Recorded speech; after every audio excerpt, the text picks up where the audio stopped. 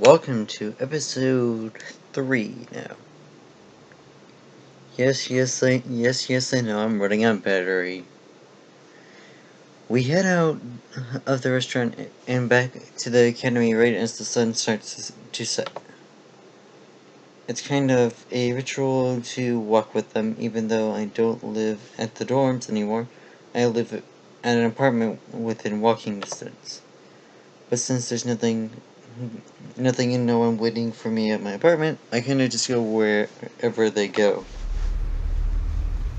Maybe it's because our stomachs are full, but we're completely silent on the way back. It's a comfortable silence, but still silence, and that means thinking. Overthinking, unfortunately. I'm ashamed as I see a group of 3 policemen race by on the opposite side of the street, approaching sirens, piercing the air with their incessant wailing, directing our attention to... Oh no. Whoa. A wave of nausea washes over me. The front of a city bus is crumpled against the back of a pickup truck. Thin trails of smoke mixed with a pungent smell of burnt rubber and scrapped metal. The scene is surrounded by police cars and a fire truck, along with a crowd of shaken people along the sidewalk. How awful. At least they all look okay. We can't do anything about it. Let's go. Masato and Yahiko nod hesitantly, but Ryu only stares thoughtfully at me. I stare at her. She tilts her head. I shrug. That seems to help her come to a decision, as she suddenly turns to Masato and Yahiko with a very convincing smile. Hey, Masato, Yahiko, why don't you guys head back? I got something to do real quick. Masato opens his mouth, clearly confused, but Yahiko elbows him in the side and shakes his head ever so slightly. What? Say, we better get back before your curfew. Hold your horses. I was gonna ask. Come on, President, your king commands it. With a final wave, Yahiko drags Masato down the street. Io turns her attention to me. I'm inviting myself over. Gee, thanks. That's what friends are for. Despite the smirk on her face, I catch her glancing at the ruined bus. I can't find it in me to argue with her. Sure, I guess. We switch our route to a different street, remaining silent as we pass by 3 more police officers. We reach Myrian Apartments without much difficulty. It's a pretty decent place at a low price. A lot of academy students are known to live here due to its close proximity to the campus. Do a lot of students live here? Yeah, why? What if somebody sees us? I don't want them to get the wrong idea. I feel a little uneasy as I remove my shoes, judging from the blush on her face. It's less that she's worried about her own reputation, more that she's trying to cover up certain feelings. Feelings that I'm not yet ready to deal with. Don't worry, I'm sure they just think you're one of my gay friends. I don't even look like a boy. Only smirk at her as I flop onto the sofa. This is the place I know as my home sweet home. Simple furniture, random pieces of clothing here and there, and a basic kitchen crammed into the corner. Not too fancy, but not shabby in the slightest. Comfortable. Rio doesn't seem to feel the same way. She gives everything a disapproving look as she proceeds through the apartment. I think this place has gotten messier. So sue me. Can I actually? No. She looks over me for a moment and something in her expression shifts. So that bus. I sigh noisily and close my eyes. Can we talk about something else? You hungry? Huh? I can make some omelets. Isn't that a breakfast food? Instead of replying, I just hear the rolling clatter of footsteps against the carpet. just a few minutes, there's the clack of a knife against a chopping board, the gentle sizzle of oil in a frying pan, and the tick-tick-tack of chopsticks whipping against a bowl of eggs. A heavenly aroma rises in the air. Ryo? Like a response, I open my eyes. It takes a little effort, but I manage to pull myself up and head to the kitchen. Ryo? I stop short. Ryo zeroed in on the stove, sprinkling ham and cheese over a bubbling layer of eggs and humming a catchy tune. The apron tied around her waist should be way too big for her, but somehow it looks perfect.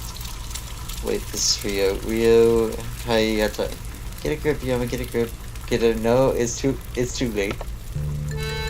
Welcome home, honey. You must be serving a free dinner just for you. Wow, I'm so lucky for marrying such a wonderful woman, not to mention adorable. Oh, sweetie, you gotta look fun. Look at your chicken jaw, your beautiful eyes. I'm not the one who's a work of art, baby. Hee hee. Oh, why don't you take a seat of pumpkin? Dinner is almost served. I simply cannot wait to taste your delicious food, Angel. What would you prefer, darling? Dinner, a bath, or a meal? Oh, sure, we both know the answer to that question. In that case, love, the first chorus would be your lips, my fist. Merely jerk back to reality, the terrible vision dissipating into thin air. Well, that escalated quickly. I don't even want to know what brings the terrible image to my mind. Ryo and me married, I shudder on the inside. Not that she's, well, better or anything, we understand each other more than anyone else. But then we'd have to be in a romantic relationship, and romance in high school is just, well, we could end up losing our friendship entirely, which would suck. And is 99.9999% likely given my great luck. Crap, what am I even thinking about? Back to reality. What are you making? Omelets. Are you sure? She notices me in the sight, but she's smiling. Plate, please? Huh? Plates, idiots. Yeah, Your Majesty. He thinks late and teasing as I reach into the cabinet and pass a plate to Ryo. She freezes slightly when my shoulder brushes against hers, but I pretend not to notice. Just what the doctor ordered, one cream in a plate, imported directly from the mystical land of Denmark. I graciously accept this offering. I'll have the servant, and may there be lasting peace between our countries. She deftly slides the omelet onto the plate in one foot motion, dipping into a slight curtsy as I dig in the detectable flavor of mozzarella, cheddar, ham, and mushrooms explode in my mouth. Am I in heaven? Ryo beams proudly. That good? As if an angel made it herself? Oh, wait, one did. Sometimes I swear that there's someone else in this head of mine. It's delicious. Genuine heart-wrenching smile that just spreads across her face just makes my stomach sick. That's not the kind of smile you make with somebody you're complimented on cooking by a friend. Just a friend, that is. She looks like she could jump over the moon. That kind of shining, beautiful smile that is only made when a smile is utterly happy and completely ignorant that they are utterly happy. I want her to be happy, but false hopes is just too cruel. Maybe there's something I can do to put her down without hurting her. Hey, Ryui? Do you ever think that we maybe hang out too much? What? Gentle, be the gentlest human being on earth. So the thing I'm quite possible and possibly worse at is being gentle. You know, high school is the time to explore, especially since we're getting ready for university. so maybe we should spend time just, looking at other things, going to events, stuff like that. You're telling me that you're going to an event with people. I'm saying that we shouldn't be together so often. Her face immediately falls. Damn it. I already know that the words have hit harder than I've intended. After all, pretty much all we've been doing for the past 10 years has been hanging out. We were each other's only constantly amidst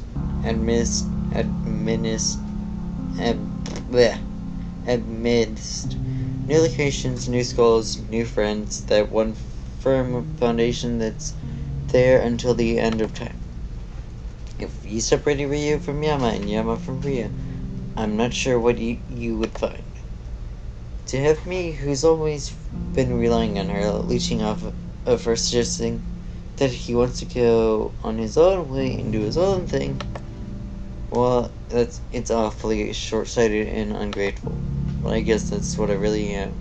I am really, because I'm just scared that Ryu will truly, honestly end up falling in love with me.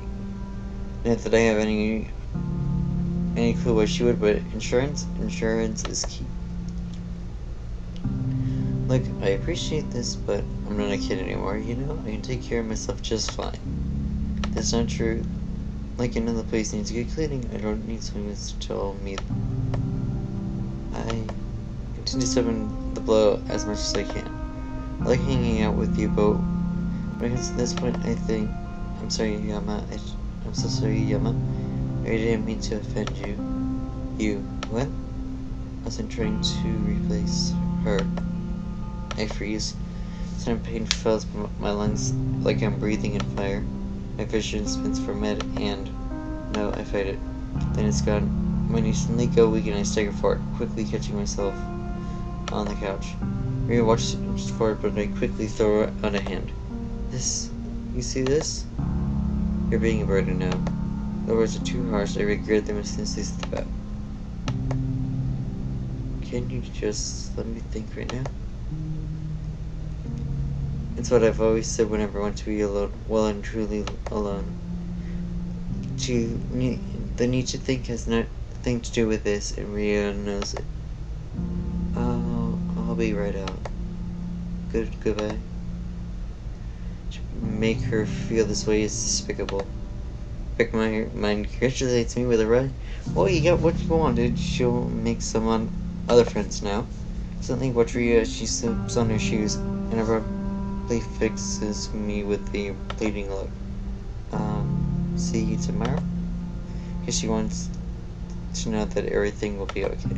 Because she wants everything to return to normal. I should go the whole way. I should say no, probably not. Or maybe we'll see. Instead, I send an automatic smile. Yeah, see ya, Ryu. Have a good night, Yama. The relief in her voice is plausible, and as soon as the door closes behind her, it takes everything in me to stop myself from catching up to her and offering to walk her back.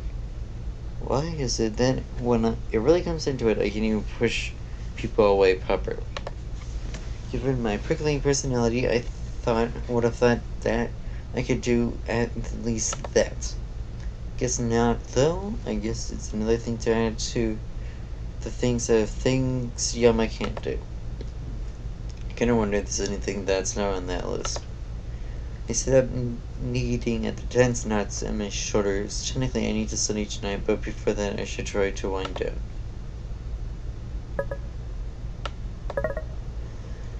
All things considered, I'd rather not destroy my brain by watching over Mecha. It might be a better idea to read a book. I flipped through my shelves searching for a good book. The Many Adventures of Kunoichi. I remember this was my favorite book when I was a kid. Haven't read it in a while though. I flip open the book, examining the lifelike print on the page. It narrates the story of a young girl who wants to be a ninja. She starts a pretty lonely chain in Erengo. She also has this crush on a friend who's known since they were kids. Sound familiar?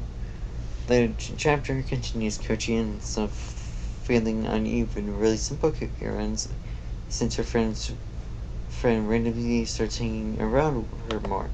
She tries to confess, but he's apparently totally oblivious to her feelings. Please, anyone could tell that he knew he's just trying to. Well, it's time to study. I dig through my backpack and crack open a few books. This year will probably be really intense with the entrance exam coming up and all. Might as well do a little work. It'll be more of a pain to do with nagging teachers than the work itself. After engrossing myself for some time, I check the clock. It's 11. Good enough. Maybe I should just apologize to Ryu tomorrow. Indulging myself in our friendship, let everything go back to normal. Selfish of me again, but maybe this time I should just be selfish. Whoa. Why is it so bright outside? What, why is it already 8:30? I leap to my feet, scrambling to pull my clothes on and tear out the door. It's kind of a weird thing. I'm not even considering it. In fact, I'm pretty much every teacher's nightmare. Being in a rush to get to school isn't like me. Maybe it's because there's a difference between choosing to ditch and ditching by accident. One is your conscious decision and the other is not. Highly descriptive, I know. I'm told that my essays are a joy to read. By the time I actually enter the classroom, it's already 8:42 a.m. The teacher glances at me from his period piffy, but surprisingly enough, he doesn't try to humiliate me. In fact, he doesn't even make a single comment. It's as if I wasn't late at all. Elizabeth, on the other hand, is pouring a prominent glare as I slip into my seat. She keeps her mouth shut, but her face radiates with disapproval. Yahiko nudges my foot and gestures for attention. Dude, his voice spits out in a hurried whisper, then over to hear what he has to say. What? Apologies to be late. You had to choose today? What? Was there a pop quiz? There was a pop quiz? I take that as a no. Dude, I'm talking about the kid you over there. You missed her intro earlier. He just vaguely to the back of the room. I sneak a peek when I'm sure that the teacher isn't looking.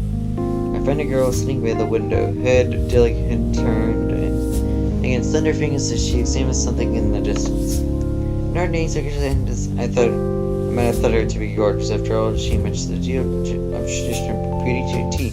Silky hair, porcelain skin, delicate lips, the whole 9 yards. But instead, I only find myself thinking, what the hell?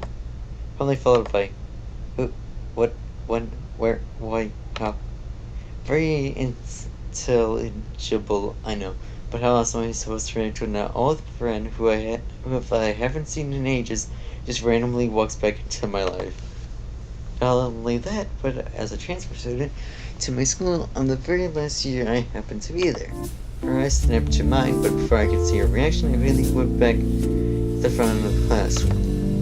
Maybe I'm seeing things, maybe it's not really her. There's no way it can't be her. Right? Reluctantly tuned my hearing makes that teacher who seems to be in a very enthusiastic rant about technology. Surprise, surprise. Are we talking about positive or negative?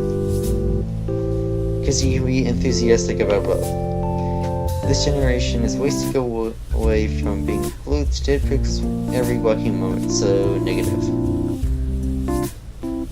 I mean, we have all the answers we need at our fingertips. Well, today I'm not having any of those newfangled judges. We're returning to trusty pen and paper. As a class, he rubs into crumbs. He scribbles 3 words on the board with his stylus. Your dream job. They just won't give us a break, will they? Furthermore, the changes to activate our tablets and starting handing out line sheets of paper. Handwriting, really? As Jackie passes the stack of paper to me, he leans close. So, what do you think? I think I'm tired of writing about my non-existent future. I I was thinking about the new girl. Alright, the new girl. Is her name Masaki Kazuhaya by any chance? How did you know? So it really is her. Never thought I would see her again, much less in my own classroom. Oh, I know, you must have some sort of physical ability. What? I mean, how else would you have known her name? Can you read her mind too? What does she think of me? How he came to that conclusion is beyond me.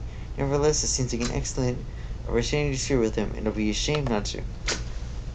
I press my fingers to my temple, pretending to tune into Masaki's thoughts. I see. What? He has this huge crush on you. Really? What? Yuki chases the leg impatiently as they pause. Can you stop thinking for a second? I keep getting interference. Oh, sorry. Closes his face in concentration. Now you're thinking of nothing. Whoa, you really can't read minds. Doubt my abilities? Shh, I'm getting something. If you can touch around my temple is probably slumped under my robe. Seems she has a crush on you, but she doesn't think you have the courage to talk to her. You pops out, and it's just as if you were presented with a challenge. If anything can deter the great Yahio Ikari from approaching such a beauty. You hear this running prompt in the discussion prompt. Focus on your own assignment. Huh? Right, sorry, teach. He immediately regains his composure and starts scribbling mostly on his composition paper. That was oddly quick. I take a glance at around. My classmates are hunched over their desks, some writing fiercely, some staring awkwardly into space. The most avid one is Elizabeth, who's already on the second page, lips moving relatively as her arms blur down her paper. Not surprised she retains this naively wishing mercy control her feature. I can't wait for life to prove her wrong. Misaki, on the other hand, has completely thrown away any pretense of studiousness, choosing to text under the task with one hand while smoothly pretending to write with the other. That's pretty impressive, actually. I take a quick pinch on the arm to check my state of consciousness. Not dreaming, apparently. It's Misaki Hana in the flesh. 5 minutes. Right, the assignment. What did you say? Dream drop, write one page? I stare at the prompts on my screen as if to write an answer. Meh, I don't want to deal with this. I definitely set my pencil to paper and scribble my response. 1 page. As morning's classes slug on, I feel a very prominent gaze burning into the back of my head. I refuse to turn around, trying to piece together my thoughts. Should I approach her or not? When the bell rings, Yahio immediately turns on my sleeve, his face shining. Dude, I'm gonna text her. Who? The new girl. Of course, she must be the stray princess. Tonight we're waiting for Prince Charming to sweep her off her fate. Who better than me to make her dream come true? I think you made me nightmare. Well, good luck with that. You're not coming? Why would I? Surely Yahio probably wouldn't be suggesting he needs help from me. To learn, of course. I worked for you, my man. You may end up a spinster for your whole life. You haven't snagged a single date in all the time I've known. Well, neither have you, but I won't mention it. Or the fact that spinsters are existing female. So, are you coming? I am, I guess. At the very least, this will be a chance to see what kind of person she's become. Yahio swaggers over on the side of Misaki's desk, expertly raising a single eyebrow as he flips his hair out of his face. Why, hello there. I raise myself for a slap or a headlock in response. Misaki only tilts her head quietly to start regarding him with a single arched eyebrow. Can I help you? Is the priest flustered here for a moment? Thankfully, he's not the school's best because Nova for nothing, which honestly really tells you something about the quality of our consonables. Actually, yes, you have a map because before you can even finish the sentence, Misaki fingers whip around her phone with ease of long practice. In 3 seconds later, she put a campus map onto her screen and showed it in front of her face. Here, where in particular are you looking for? Are you also a transfer student? What? That certainly would make much more sense. I just think it's a little strange that a student would be asking me for directions they just transferred. But I should have realized you must feel the instinct connection of our fellow transfer student. Where did you come from?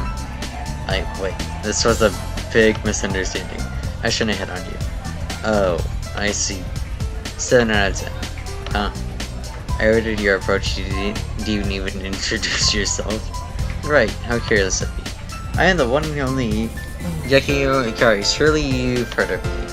I highly doubt that. You wouldn't by any chance happen to be the Yakio Ikari from Government.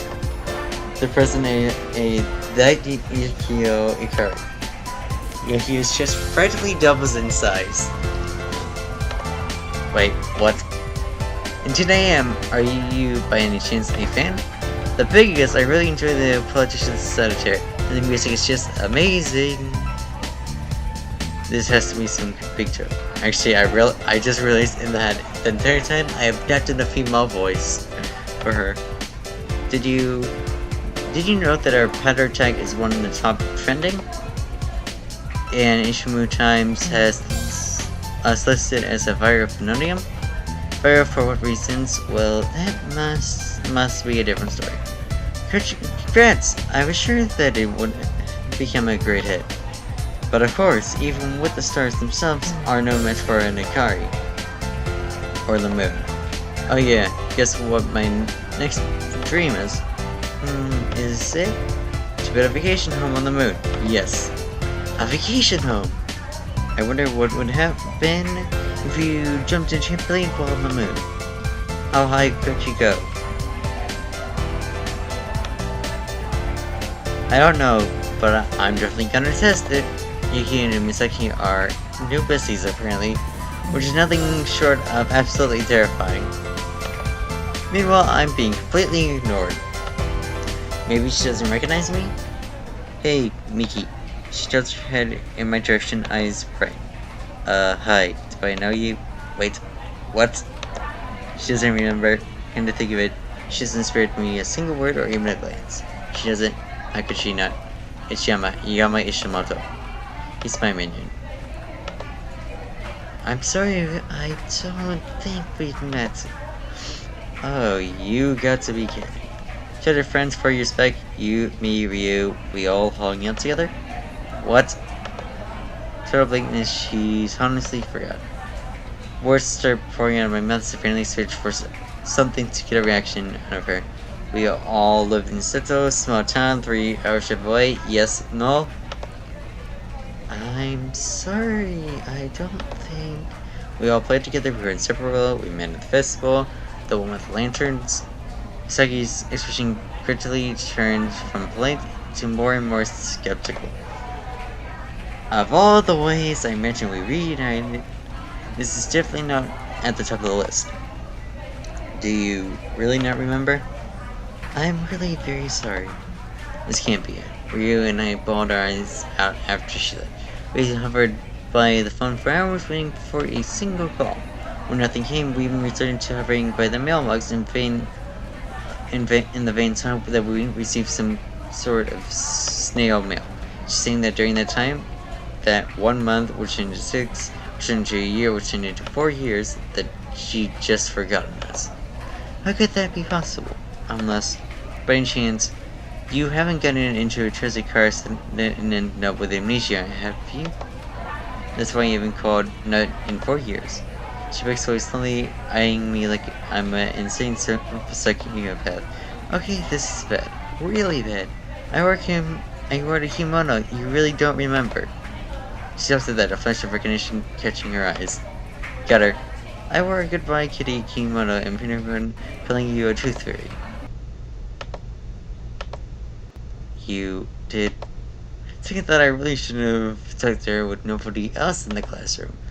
I was a kid, but you were a Komodo encoder, the truth theory. Well, yeah, but about time you admitted it, Yama. I'm struck just as the entire situation begins to dawn on me. You know who I am? No, yeah. How could I not? It's only been 4 years. Then you were faking it, of course. Why were you pretending to not notice me earlier? I knew you recognized me. Well, it's in everything you see an old friend who just decided to disappear one day. She stops at that, a figure of irritation crossing her eyes at my cutting tongue. It's not like I wanted to leave, said Oyama. So why did you? My mother didn't leave me with much of a choice. You mean Satamani? She nods. You literally told us you were moving. I couldn't. I would find elaboration, but it never comes. That's it? You just couldn't tell us? Why not? Do you mind if we can talk later about it later, Yama? I'm not very comfortable with discussing it in class. What am I about to object? But something about Miss Saki's expression prevents me from pursuing the issue further. She generally seems distraught. Wait. Yama wore a goodbye kitty kimono and good Misaki, the tooth fairy. Luckily, you can manage the same subject and say to play along for the time being. I was a little kid, dang it. I hear excuses, all excuses. It's not an excuse, there's a legitimate explanation. I somehow fell and got my yakuta dirty, and it was festival, and we weren't very close to home, and Nikki had an extra kimono. A goodbye kitty kimono? Yes. Somehow having Yakuki mock me just makes the entire thing 10 times worse. I sent a half pleading, half indignant glare at him instead of funny shrugs in response. Is it my fault you enjoy cross-dress? I don't. If only I had Petter at the time, I would have taken a photo. Wait, so what's this Petter thing you keep mentioning? If it isn't obvious, Petter is like basically Twitter. Judging by their reactions, I just committed a huge fox pause. You don't know what Petter is? Where have you been living under your whole life under a rock? Well, technically, that's what my name would imply. What, is it like a Secret Service database or something? Far more important is the most popular website in today's society. I really question your priorities. They're better you can share your posts with many characters or less. Unless you can spend important news to your sport is by instant feedback to questions or just blog about your day. That's like a sentence though, maybe two. Government could get a big because of that. As for me, I like to give updates on the progress of my day. Okay, fine, but does anyone actually care? A sudden gently chill pervades the room. My second major fun fest of the day, apparently. People care. Are you sure? Because though I see tapping 2 buttons doesn't exactly make you. They care, damn it! Don't say nothing different until you patch yourself. Don't say nothing. Intense Misaki. Wait, what? The conversation burns to a halt when Misaki's phone throws in her hand. She immediately regains her composure.